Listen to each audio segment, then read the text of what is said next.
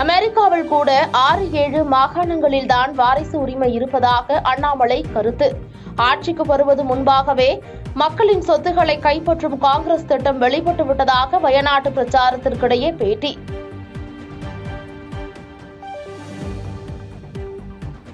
பெட்ரோடா சொன்னது போல வாரிசு உரிமை கொண்டு வரும் திட்டம் காங்கிரசுக்கு இல்லை என அகில இந்திய காங்கிரஸ் கமிட்டி தலைவர் கார்கே விளக்கம்.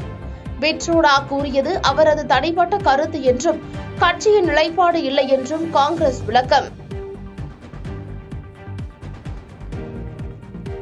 மக்களவைத் தேர்தலில் 13 மாநிலங்களில் உள்ள 89 தொகுதிகளில் நாளை வாக்குப்பதிவு.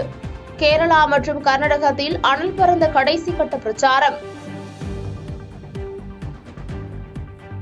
பாதகம் செய்பவரை கண்டால் நாம் பயங்கொள்ளலாகாது பாப்பா. மோதி மிதித்து விடு பாப்பா, அவர் முகத்தில் உமிழ்ந்து விடு பாப்பா.